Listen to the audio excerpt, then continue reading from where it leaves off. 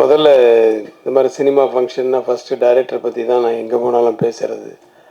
ஆனால் இந்த படத்தில் இந்த விழாவில் வந்து முதல்ல ப்ரொடியூசரை பற்றி பேசுகிறேன். பட் அவரும் ஒரு டைரக்டராக இருக்கிறதுனால அவருக்கு தான் முதல்ல என்னுடைய நன்றி. ஏன்னா நான் தயாரித்த அந்த படம் கூகுள் குட்டப்பா வந்து ரொம்ப வருஷத்துக்கு அப்புறமா, தெனாலிக்கு அப்புறமா கிட்டத்தட்ட 20 வருஷம் கழித்து நான் மறுபடியும் ப்ரொடக்ஷனில் வரும்போது தயாரிக்கிற படம். ஸோ அந்த படத்தில் வந்து நம்ம அசிஸ்டன்ஸை இன்ட்ரடியூஸ் பண்ணோம். ஸோ இவங்க நல்லா வரணுமேன்றது ஒரு ஒரு பயம் இருந்துகிட்டே இருக்கும்போது அந்த படம் ரிலீஸே ஆகலை. அந்த படத்தை அவர் பார்க்கவும் இல்லை, ஒரு சாங்கு கூட பார்க்கல, எந்த சீக்வன்ஸும் பார்க்கல. ஆனால் என்னுடைய அசிஸ்டன்ஸ் அப்படிங்கிற ஒரு நம்பிக்கை மேலே அவங்களுக்கு வந்து அஃப்கோர்ஸ் கதை கேட்டு அந்த கதை பிடிச்சதுக்கப்புறம் தான் ஒரு டைரக்டர் ஆக்கினார். பட் இருந்தாலும் அந்த நம்பிக்கையை வச்சு அவங்களை இயக்கிய தட் இஸ் இயக்குனர் ஆக்கிய விஜய் சந்தர் அவர்களுக்கு மிக்க நன்றி.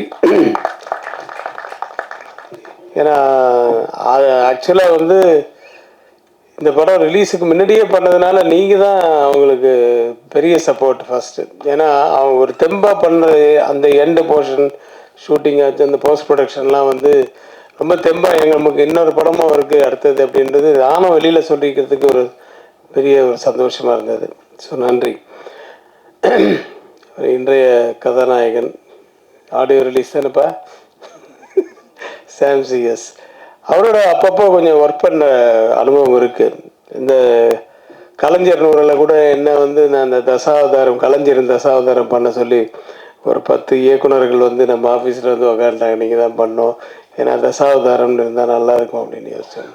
சரி, நான் அதிலெல்லாம் பண்ணிவிட்டு அதில் மியூசிக்கு வந்து சாம்சிஎஸ் சொன்னோன்னா ஒரு வார்த்தை கூட மறுப்பு சொல்லாமல் இம்மீடியட்டாக போட்டு கொடுத்தாரு. ஸோ கொஞ்சம் அப்பப்போ பழக்கம் இருக்குது. அவருடைய ஸ்டுடியோவுக்கும் போயிருக்கேன்.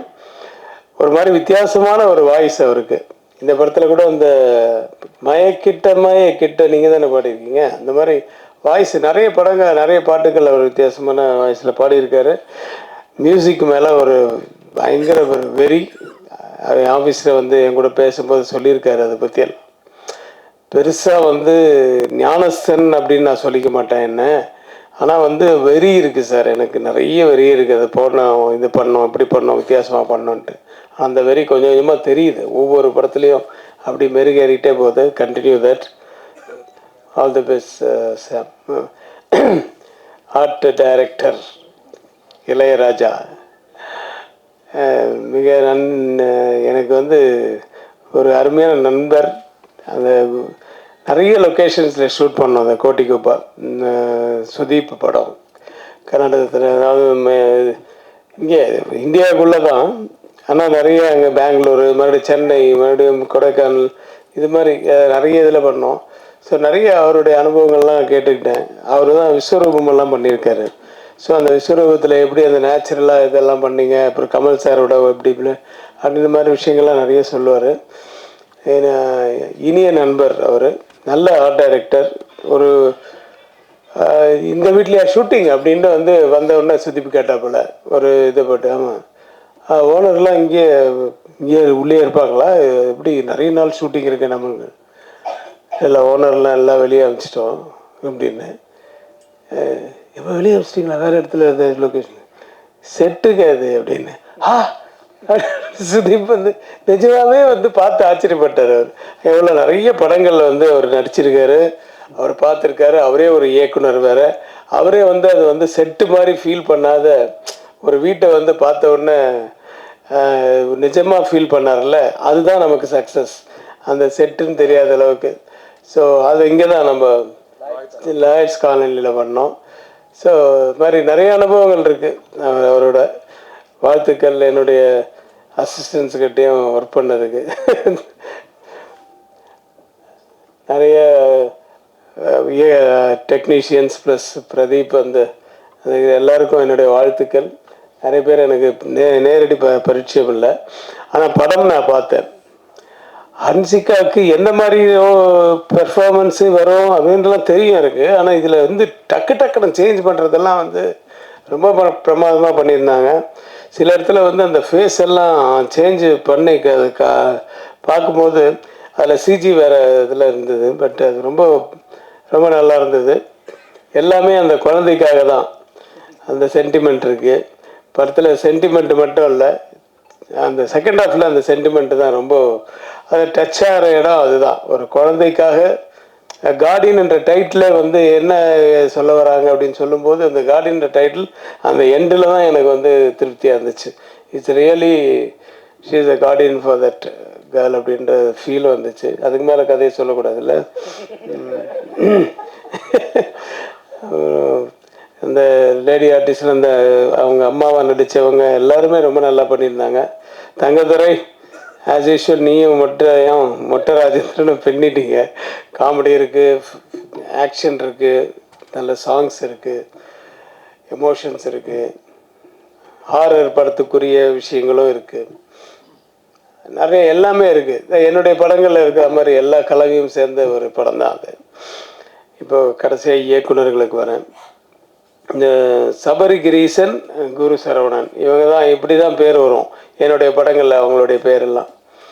இவங்க ரெண்டு பேரையும் வந்து ஆக்சுவலான கோவில் குட்டைப்பாக்கு வந்து இந்த ரெண்டு பேர் தான் வந்து இந்த மலையாள படத்தை ஒன்று காமிச்சு நீங்கள் நடிக்கணும் அப்படின்னாங்க. அதுக்கப்புறம் தயாரிப்பாளர் ஆகிட்டேன்னு வச்சுக்கோங்க.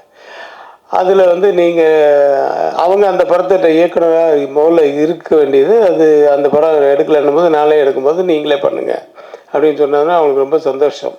ஆனால் பேர் எப்படி சபரிகிரீஷன், குரு சரவணன் அப்படின்னு ரொம்ப இருக்கக்கூடாது, ஷார்ட்டாக கூப்பிட்ற மாதிரி இருக்கணும்னு சொல்லிட்டு ஒரு 10 பேர் எழுதி பார்த்ததுக்கு அப்புறம் வந்து சபரி சரவணன், இப்போ குரு சரவணன்ற போது சபரி சரவணன் சொல்லி இது பண்ணேன்.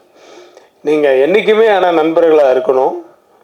உங்களுக்குள்ள ஒத்துமை இருந்து அந்த கதைக்கும் உங்களுக்கு இதுவாக இருந்ததுன்னா டெஃபினட்டாக நீங்கள் ஒன்றா சேர்ந்து பண்ணுங்கள். அப்படி இல்லையா இப்போ தனித்தனியாக பண்ணால் கூட உங்களுக்குள்ளே இருக்கிற அந்த ஃப்ரெண்ட்ஷிப் மட்டும் போகக்கூடாது அப்படிங்கிறத நான் சொல்லியிருக்கேன் அவங்கக்கிட்ட. ஏன்னா எல்லா விஷயத்துலையுமே ஒத்து வரணும் இல்லையா.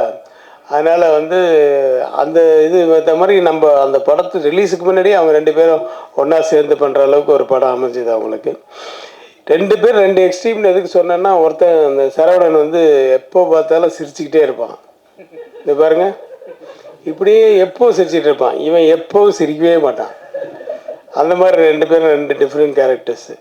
இதில் வந்து எனக்கு ஒரு விஷயம் ஞாபகம் வருது. இந்த பாலகிருஷ்ணா படம் பண்ண தெலுங்கில் இப்போ ரீசெண்டாக பாலகிருஷ்ணாவுக்கு வந்து யாராவது அவரை பார்த்து அப்படின்னு சிரிச்சிட்டா போதும், அவருக்கு ஒரே கோவம். ஏய் எந்துக்கு நவுத்துறாரு, எந்துக்குறா, ఆయన ఎందుకు நவுத்துறாரு, எதுக்கு நவுத்துறாரு அப்படின்னு ஒருத்தர் யாராவது கூப்பிட்டு ஏன்டா சிரிச்சேன், எதுக்குடா என்ன பார்த்து சிரிக்கிற அப்படின்னு. ஒன்றும் இல்லை சார். ஒரு வாட்டி ஏதோ ஒரு இவன் சரவணன் மாட்டிக்கினான். எப்படின்னா, பாபு ஃபேன் இல்லை திப்பி அப்படின்னு இவன் ஃபேனை திருப்பிட்டு அவருக்கு விக்கெல்லாம் கொஞ்சம் அப்படி அதிரமாக இருந்தோடனே இவன் சிரிச்சிட்டான். ஏய் எதுக்கு சிரிச்சு, எதுக்கு நவுத்துனாரு சார், நான் ஐயோ போய் அச்சிட போகிறாரு, நம்ம அசிஸ்டண்ட் வேறு அச்சுன்னு சொல்ல. இல்லை சார், நான் அசிஸ்டண்ட், அது நம்ம assistant director sir Saravanan sir அப்படின்னு.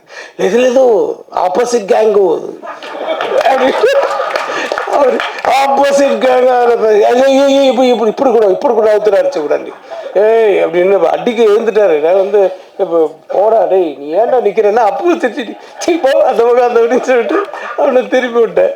ஸோ அவருக்கு வந்து எப்போவுமே ஒரு டவுட் இருக்கும் யார் பார்த்தாலும். ஆனால் ரொம்ப நல்ல மனுஷன், வெரி நைஸ் டு வாட்.